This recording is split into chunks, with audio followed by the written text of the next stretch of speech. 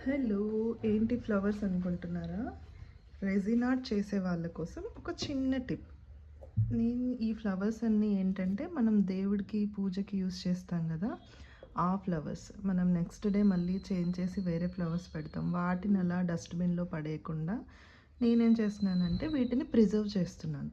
మనం బయట మార్కెట్‌లో డబ్బులు పెట్టి కొనే కన్నా, మనం ఇంట్లో పూజకి యూజ్ చేసిన ఫ్లవర్స్‌ని ఇలా చేయడం అనేదైతే నేను గుడ్ ఐడియా అనే చెప్తాను. ఎందుకంటే వీటికి ఒక వాల్యూ ఇస్తున్నాం మనం.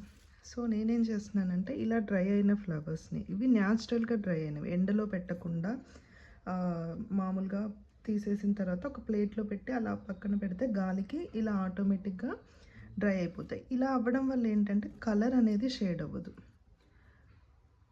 మరీ నల్లగా మాడిపోకుండా కలర్ అనేది ఇలా నీట్‌గా ఉంటుంది. సో వీటిని నేను ఇలా, నాకు ఒక ప్లాస్టిక్ బాక్స్ ఉంది.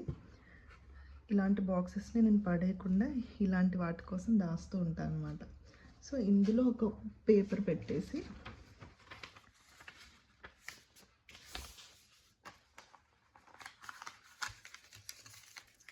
ఈ ఫ్లవర్స్ అన్నింటిని ఈ బాక్స్‌లో ప్రిజర్వ్ చేస్తున్నాను. అంటే చాలా ఫ్లవర్స్ ఉంటాయి, కానీ నీట్‌గా ఉన్న ఫ్లవర్స్‌ని తీసి ఇలా పక్కన పెట్టుకున్నానన్నమాట. సో నీట్‌గా ఈ ఫ్లవర్స్ అన్నీ కూడా బాక్స్‌లో అరేంజ్ చేసుకుంటాం. మనకు తెలీదు ఈ ఆర్ట్స్ రిలేటెడ్‌వి ఎప్పుడు ఏ టైంలో యూజ్ అవుతాయి అనేది మనం చెప్పలేం. సో మనం ఇలా దాచిపెట్టుకుంటే ఎప్పుడైనా రెజిన్ ఆర్ట్ బల్క్ ఆర్డర్ వచ్చినప్పుడు ఈ పెటల్స్ అన్నీ కూడా యూజ్ అవుతాయి. లైక్ కీ చైన్స్కి కానివ్వండి,